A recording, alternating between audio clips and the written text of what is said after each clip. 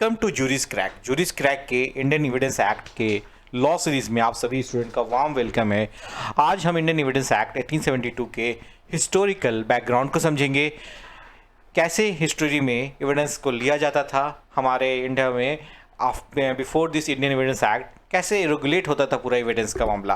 क्योंकि ऑफेंसेस तो ऐसा नहीं है कि आज ही होता 21st सेंचुरी में, पहले भी ऑफेंस हो रहे होंगे, पहले भी किसी और की ज़मीन पे कोई और कब्जा कर रहा होगा, है ना। तो उस केस में कैसे डिसाइड होता था, इसके लिए हमको करना क्या है, in order to trace the history of the law of evidence in our country we have to study 3 different period. वो 3 डिफरेंट पीरियड हैं, the ancient Hindu period, the ancient Muslim period, the British period. तो Hindu period जो था उसमें कैसे evidence का मामला था, एंशिएंट मुस्लिम पीरियड में या मुस्लिम पीरियड में आप कह लीजिए तो कैसे एविडेंस लॉ रेगुलेट हो रहा था, ब्रिटिश पीरियड में कैसे यूज़ हो रहा था, ये तीनों को हम लोग समझेंगे और देखेंगे इनमें कॉमन पॉइंट क्या है और आज भी क्या कॉमन रह गया है, क्या बेसिक कंसेप्ट बदला है कि नहीं बदला, ये चीज़ समझेंगे। ऐसे all you know that Indian ancient history starts with the Harappan civilization. Harappan civilization जो कि इंडियन इंडस वैली सिविलाइजेशन भी कहलाता है। इसके बाद वैदिक एज इंडिया में आता है, उसके बाद लैटर वैदिक एज कहलाता है, इसके बाद बुद्धिज़्म जैनिज़्म का जन्म होता है हमारी धरती पे। उसके बाद ये फैलते हैं और गुप्ता पीरियड से और मान के चलिए हर्षवर्धन पीरियड तक एक बहुत अच्छा खासा हिंदू पीरियड रहता है, golden period.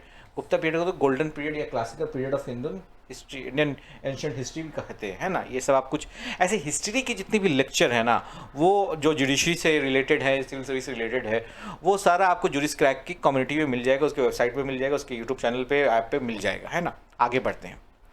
Ancient Hindu period, the source of information relating to the law of evidence prevailing in the Hindu India emanate from Hindu धर्म शास्त्र।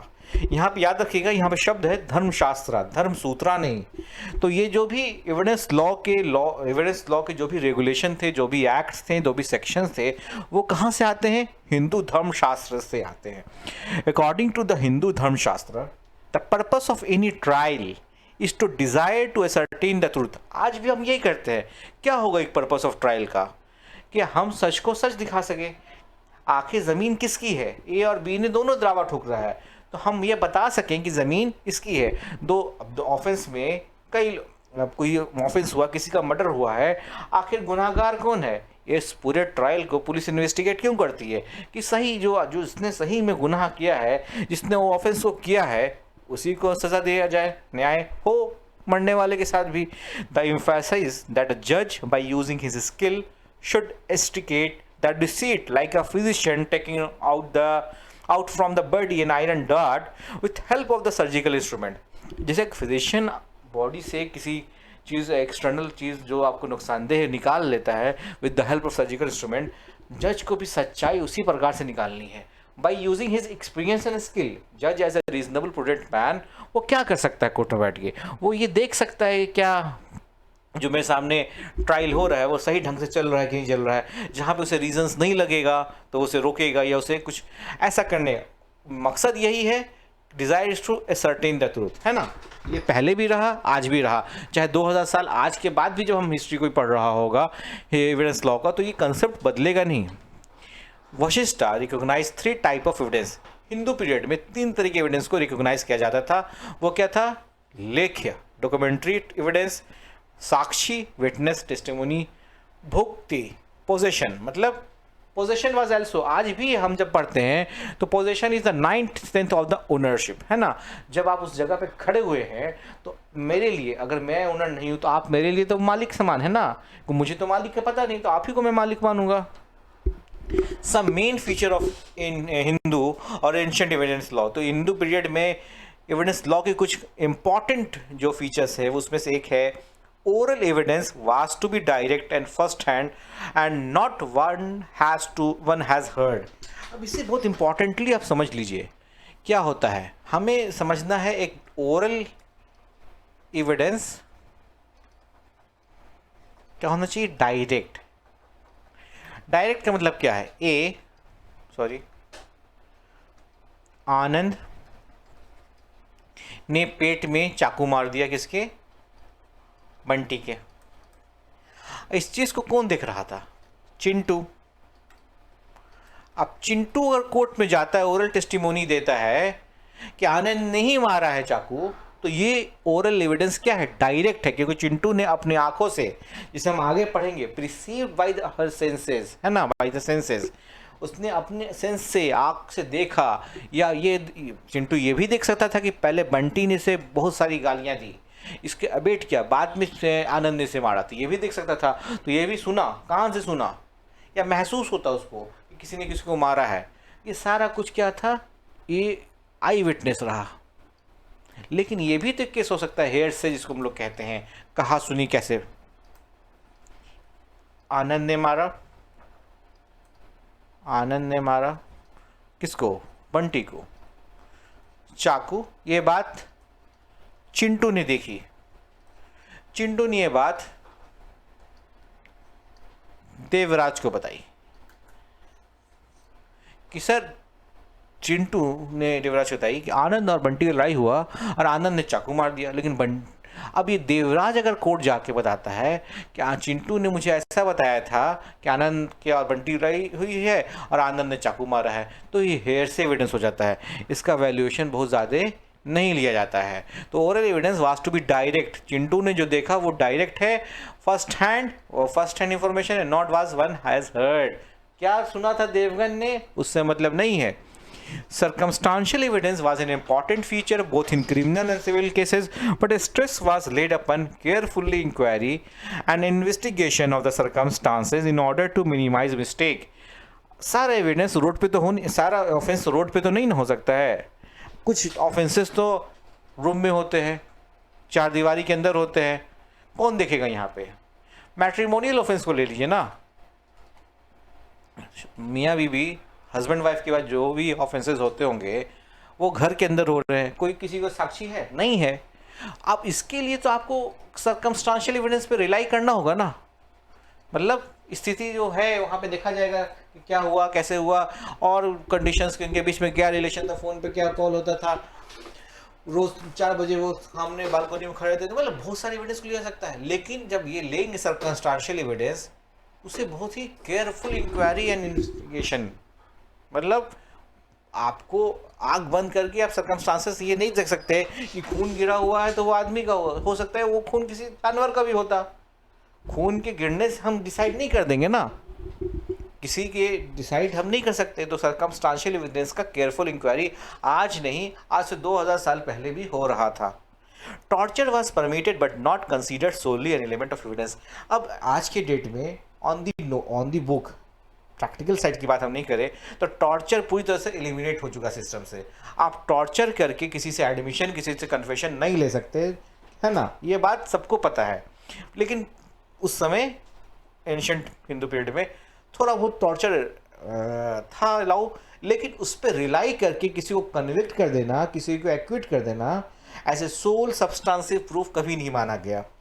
There were various circumstances for putting burden of proof. If defendant admitted the commission, then there was no need of burden of proof. अब burden of proof क्या होता है, जिसे हम अभी जब हम लोग एविडेंस एक्ट पढ़ेंगे तभी समझेंगे। लेकिन एक नॉर्मल, आप जा रहे हो बाइक से, आप पहुँचे एक यहाँ पे, मान लीजिए एक्स जगह पे, यहाँ पे एक बंदा खड़ा हुआ है, उसने बोला भैया मुझे लिफ्ट दे दो, मुझे एक्स चौक तक छोड़ देना। आप एक चौक की ओर बढ़े, यहाँ पे पुलिस की गाड़ी लगी थी, चेकिंग, आपको पकड़ लिया, चेक किया गया, आपके पीछे जो बंदा आपने लिफ्ट दिया उसके पास से 20 ग्राम कोकेन बरामद हो गया, नारकोटिक्स मिल गया। आपको कुछ नहीं पता था, लेकिन क्या पुलिस मानेगी? आपके पास आपके सिर पे एक बहुत बड़ा पत्थर रख दिया गया, बर्डन ऑफ प्रूफ रख दिया गया, ये बताना नहीं सर हमने तो इसे बस अभी लिफ्ट दिया था 10 मिनट पहले। तो ये बर्डन ऑफ प्रूफ आपको निकालना पड़ेगा ना, ये प्रूफ तो करना पड़ेगा कि इसे तो मैंने लिफ्ट दिया, इसको मैं जानता नहीं हूँ, इसके पॉकेट में क्या था, इससे तो बहुत दूर की बात, इसको मैं पहचानता नहीं था, इंसानियत के नाते मैंने तो बस इसे लिफ्ट दिया था। देर में भी एक सर्कमस्टांसेस वहाँ पे बर्डन ऑफ प्रूफ होगा। इसी तरह से बहुत सारे केसेस हो सकता है जिसे हम अपने में पढ़ेंगे, लेकिन बर्डन ऑफ प्रूफ आज भी उतना ही रिलेवेंट है। Witnesses were also divided on the basis of kinds of person who were included in the commission and who were not. सही बात है, किसने कमीशन में, जैसे आज भी इंजर्ड स्टार विटनेस है ना, relative witness, documents were divided into public and private, एकदम सेम आज भी हमारे यहाँ डॉक्यूमेंट पब्लिक भी रहता है और प्राइवेट भी रहता है। मुस्लिम पीरियड की बात शुरुआत करते हैं। एज यू ऑल नो कि दिल्ली सल्तनत से शुरू हुआ मुस्लिम पीरियड और मुगल पीरियड तक चलता है। In 1206 formerly slaved Mamluk named Qutbuddin Aibak conquered the northern India and founded a kingdom. This was the first time the Muslim or Mohammedan law start to applied on the subject. मतलब India में पहली बार subjects पे, मतलब आम लोगों पे मुस्लिम और Mohammedan law का एप्लीकेशन शुरू होता है in the time from the Delhi सल्तनत। Men of affair laid out a great stress on justice and equity in conformity within the limits of Islam. Contrary to Hindu law, king was the supreme authority of rule in the Muslim law. मतलब Hindu law में as, अगर आप देखो Hindu law मुस्लिम law पे detail lecture चढ़ाते हो तो हमारी कम्युनिटी में अवेलेबल है, आप देख सकते हैं उसे लेक्चर चीज़ में। लेकिन बेसिक हिंदू लॉ का फिलॉसफी क्या था? कस्टम लॉ, वो राजा के आदेश को भी, राजादेश को भी विड्रॉ कर, मतलब जो प्रिवेल करेगा वो कस्टम प्रिवेल करेगा, अगर वो कस्टम इस्टेब्लिश कस्टम है तो। लेकिन यहाँ पे क्या था? सुप्रीम अथॉरिटी ऑफ जो था वो किंग था मुस्लिम लॉ में। However, non-Muslims were not subject to Muslim law on civil matters, but criminal law was applied equally over them also. आप सभी जानते हो, लेकिन मैं एक चीज़ बता देना चाहता हूँ कि पीनल लॉ या क्रिमिनल लॉ तो सबके लिए बराबर था, है ना। पीनल लॉ, सॉरी, और क्रिमिनल लॉ सबके लिए बराबर था, चाहे वो हिंदू हो, चाहे मुस्लिम हो, चाहे कोई और हो।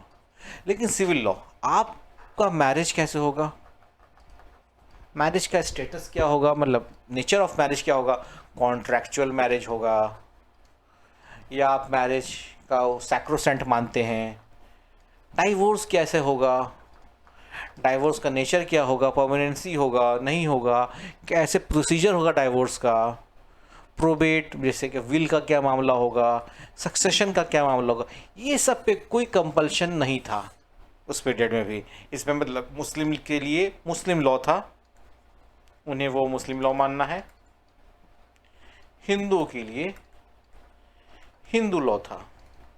मीन्स सिविल मैटर को आप अपने हिसाब से डिसाइड कीजिए। आज भी आप इंडिया में ये दोनों लॉ चलते हैं। There was a body of ulemas, Muslim jurists. There were several offices of Qazi, Mufti, Mir Adl, Muhtasid, etc. were instituted for the sole purpose of delivering justice.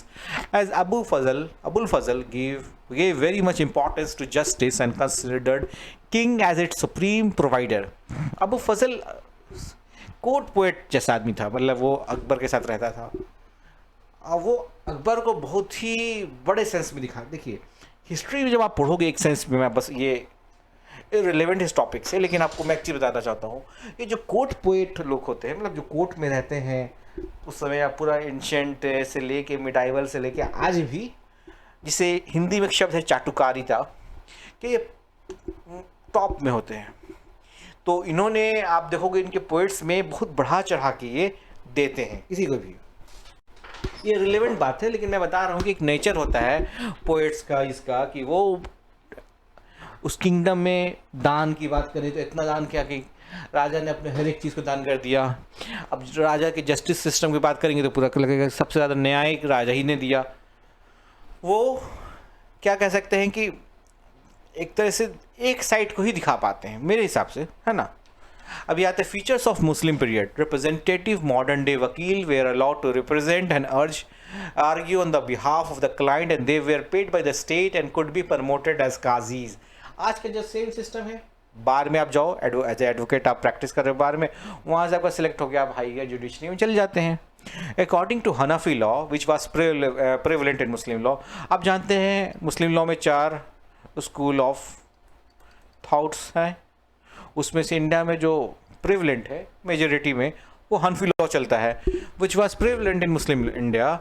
Evidence is तवातुर और fully corroborating एहद और testimony of one, इकरार which means acceptance और confession, मतलब वही चीज़ या तो कोरोबरेटिंग, फुल्ली कोरोबरेटिंग रहेगा, बहुत इंपॉर्टेंट, बहुत सब्सटेंशियल पीस ऑफ। जब हम एविडेंस लॉ पढ़ेंगे उसके बाद तक, या आप समझो कि जब तक आप लॉ में रहोगे, दो चीज़ें आपको आती रहेंगी, सब्सटेंशियल पीस ऑफ एविडेंस, कुछ ऐसा एविडेंस जिसके बेसिस पे ही किसी का कन्विक्शन हो जाए या किसी का एक्यूटल, इतना इंपॉर्टेंट हो। उसके बाद एहद और टेस्टिमोनी, इकरार मीन्स एक्सेप्टेंस, और oral evidence to be direct, वही सेम बात, ओरल एविडेंस डायरेक्ट होना चाहिए। अब ये फीचर्स ऑफ मुस्लिम पीरियड में दूसरा स्लाइड में हम देखते हैं कि hairs evidence was also preferred, मतलब वो कहा सुनी वाला प्रीफर्ड है, but under strict scrutiny and condition, मतलब उसके साथ बहुत सारे कंडीशन लगा दिए। चिंटू की बात चिंटू ने देवगन को अब तो बात बताई थी कि आनंद और बंटी के बीच में लड़ाई हुई है और आनंद ने ही चाकू मारा बंटी को। अब ये बात देवगन कहाँ गया कोर्ट में बोलने, तो उसको उसके साथ कई स्ट्रिक्ट कंडीशन होंगे, कई स्क्रूटनी करने पड़े उस ग्राउंड पे, तब तो हेयर से को लिया जाएगा। और आज भी जब इंडियन एविडेंस एक्ट पढ़ेंगे तो हम लोग देखेंगे कि ओरल जो direct rule of oral evidence है उसके कुछ एक्सेप्शन मौजूद हैं हेयर से के, जैसे रेस गेस्टाई पढ़ेंगे 32 में हम लोग पढ़ेंगे डेथ, जो पर्सन डेथ कर जाते हैं, जो विटनेस नहीं आ पाते हैं, उनका डाइंग डिक्लेरेशन है ना, इस तरह की चीज़ पढ़ेंगे। Evidence produced in a court was to be in support of one cow, so irrelevancy can be inferred. British period अब यहाँ से शुरू हो जाता है, ईस्ट इंडिया कंपनी और क्राउन रूल। सबसे पहले तो British India company, East India company आती है ना, उसके बाद तो क्राउन रूल आफ्टर 1857 से शुरू होता है, after first war of independence. तो शुरुआत कैसा था, east India company came in India in the year 1601, after which it get trading rights in Surat by the Emperor Jahangir, then in Bengal by Emperor Shah Jahan. They had trading rights and a little number of administrative power, which subsequently, after the decisive Battle of Buxar in 1764, significantly gave all realms of political administration of its provinces. मतलब कि after the battle of Buxar हम गुलाम बन चुके थे, या गुलाम बनने की प्रक्रिया शुरू हो चुकी थी ब्रिटिशर्स के हाथ में। वो एक कंपनी बन के आया, एक प्राइवेट एंटिटी बन के आया और हम पे राज करने लगा। इतनी बड़ी कंपनी ईस्ट इंडिया कंपनी थी।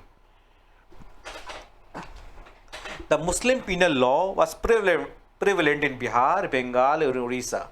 कलकत्ता में रॉबर्ट क्लाइव ने डुअल पॉलिसी शुरू कर दिया था, और उस समय जब मुगल पीरियड ही को तो रिप्लेस कर रहा था। मुगल पीरियड में क्रिमिनल लॉ, हिंदू हो या मुस्लिम हो सब्जेक्ट, उस पर तो मोहम्मदन पिनल लॉ लग रहा था, तो इसलिए Muslim penal law was prevalent at that time, and after the Britisher came they did not alter it over 100 year and never they touch upon personal law ever much. उन्होंने 100 साल पहले तो किसी लॉ को छुआ ही नहीं। याद होगा डुअल पॉलिसी में रॉबर्ट क्लाइव के जो माल वाला डिपार्टमेंट था, रेवेन्यू कलेक्शन का काम था, वो उन्होंने बोला कि मैं रख लेता हूँ, आज इसमें सज़ा देना है, न्याय करना है, जस्टिस देना है, वो आप रख लीजिए। तो 100 साल पहले पैसे कमाए गए, उसके बाद को ध्यान आया कि कुछ न्याय के प्रक्रिया को भी हम लोग देख लेते हैं, देखते हैं आगे स्लाइड में। But gradually after gaining much power and sovereignty they took upon themselves the task of judicial administration of India and superseding the existing Muslim law, importing the modern English law through a cohort enactment। कई enactment लाने लगे, उसके बाद वहाँ से वो लोग आगे बढ़े। The Act of Regulation 1773 made a substantial change in the judicial system of India by establishing court outside Bengal and establishing Supreme Court of Judicature at Calcutta। Sorry, अभी आपको ये पता होगा कि 773 में रेगुलेशन एक्ट आने लगा। नाम से ही स्पष्ट है, कंपनी को रेगुलेट करना शुरू किया गया।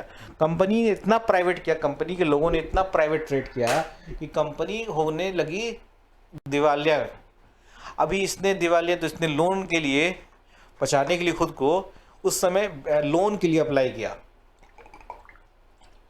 अब अप्लाई किया तो जब किसी से आप कुछ मांगते हो तो एक तो आपने जो चीज़ मांगा वो आता है, साथ में कुछ एडवाइस फ्री के आ जाते हैं या कुछ बाइंडिंग एडवाइस साथ में आ जाते हैं। तो इन पे कुछ बाइंडिंग एडवाइस साथ में आ गए, कंडीशंस आ गए कि आप ऐसे करोगे, आप ऐसे नहीं करोगे, कि पैसा आप हमसे ले रहे हो। After that, there was a dual system of justice in presidencies and Mufassal through the Act of 1781, 1801 and 1823.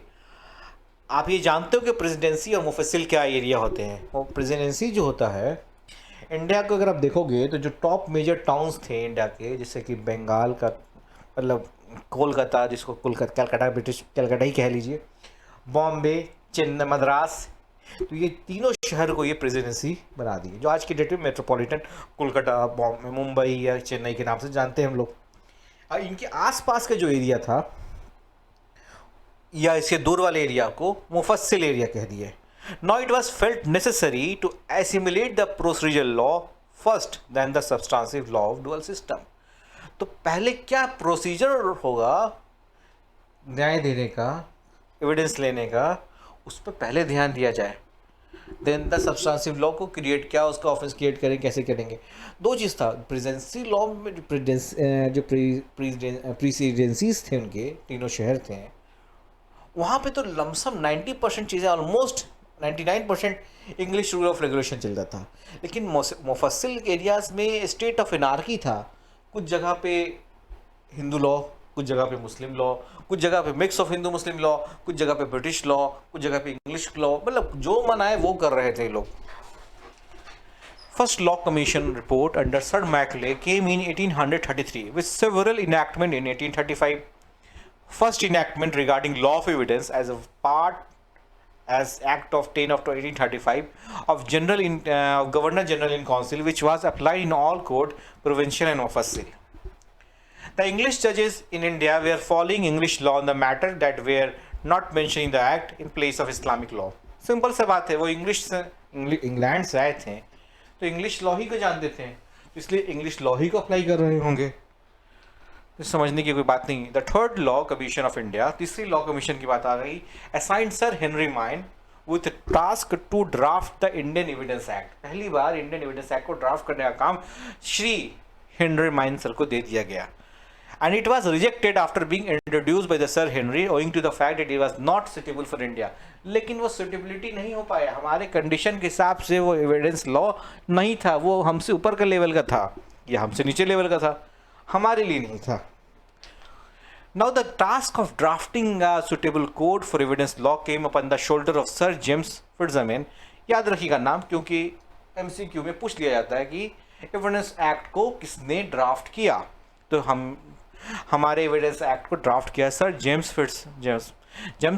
Stephen's, है ना, जेम्स स्टीफेंस ने, सर जेम्स स्टीफेंस ने, इसलिए स्टेफेनियन कोड भी से हम लोग कह लेते हैं, which he completed and culminated into what we known today as Indian evidence act 1872। In 1868, ये पहले की बात उससे, a commission was set up to frame a draft code with 39 sections were included in the code. Then the code was terminated as irrelevant to India and was dropped out in the year 1870. A new bill containing 163 sections in a form of different for present Evidence Act of 1832 was prepared by Sir James Stephen, which he recasted, and ultimately Indian Evidence Act was passed. After the partition, the act applied to both the nation India and Pakistan. Pakistan ने बाद में 1987 या 1980 के दौरान में उनके एक नया कानून आ गया था, कानून शहादत, और इस इंडियन एविडेंस एक्ट को या पाकिस्तान एविडेंस एक्ट 1872 को रिपील कर दिया गया था, एक्सेप्ट दैट। लेकिन अब ये एक्सेप्शन खत्म हो गया after the Jammu Kashmir reorganisation act of 2019। अब ये पूरे इंडिया में अप्लाई होता है। दे हैज 11 चैप्टर, ये पूछ लिया जाता है एग्जाम में कि कितने चैप्टर और कितना पार्ट कितना, ये सब बहुत छोटी चीज़ें हैं लेकिन भूल जाता है आदमी, इसलिए याद रखिएगा टोटल 11 चैप्टर, 167 सेक्शन और इसके 3 पार्ट्स, तो 3/11 167 ये एविडेंस एक्ट का है। Came on to force of 1 September 1872, applies to all over India, पूरी इंडिया में अप्लाई होता है। After independence the act was extended to the remain in force in the whole of Republic of India. It was in force in Pakistan, Bangladesh, Sri Lanka, Burma. It has heavily influenced the law of Malaysia, Singapore, Brunei, Kenya, Nigeria, Uganda, Zanzibar, parts of West Indies, and even for a time parts of Australia, the Christmas and Cocos Killing Island. जहाँ जहाँ हमें गुलाम या उनको गुलाम बनाए, सबको बराबर तराजू पर रखा गया। तो जो भी हम कॉमनवेल्थ वाले कंट्री थे उनकी और हमारे एविडेंस एक्ट में बहुत बहुत मतलब 90% कह लो सिमिलैरिटी होती है। तो इस तरह से हमने अपने इस पहले क्लास में इंडियन एविडेंस एक्ट के हिस्टोरिकल अप्रोच को समझा है थोड़ा बहुत। इस हिस्टोरिकल अप्रोच को समझने का ये मतलब एम था, मकसद ये था कि आप क्या पहले एविडेंस था से 2000 साल पहले क्या। देखिए एक चीज़ आप याद रखिएगा, चाहे मैथ हो, चाहे एविडेंस एक्ट हो, चाहे हिस्ट्री हो, चाहे ज्योग्राफी हो, कंसेप्ट नेवर चेंजेस, सिद्धांत कभी नहीं बदलता है। तो सिद्धांत आज भी वही है, कंसेप्ट वही है कि ओरल टेस्टिमोनी का जो बहुत हायर पेडेस्टल पे है, किसी ने ओरल विटनेस है अगर किसी चीज़ का, तो उससे बहुत बहुत ऊंचे पायदान पे है। और किसी का हेयर से किसी ने सुना सुनी हुई बात बोल रहा है तो बहुत नीचे पायदान पे। ये बात आज भी उतनी ही सच है जितनी सच 2000 साल या 4000 साल पहले थे। आज भी डॉक्यूमेंट्री एविडेंस को रोल है, आज से 2000 साल 4000 साल पहले भी डॉक्यूमेंट्री एविडेंस का रोल है। तो हमें जो एविडेंस एक्ट को समझना है अपने माइंड को ओपन करके और ह्यूमन लॉजिक पे समझते हुए। एडमिसिबिलिटी सही बात है कि जो रूल और स्टैच्यू कहेगा वो होगा, लेकिन लॉजिक भी एक बात होती है। ठीक है, thank you for watching this.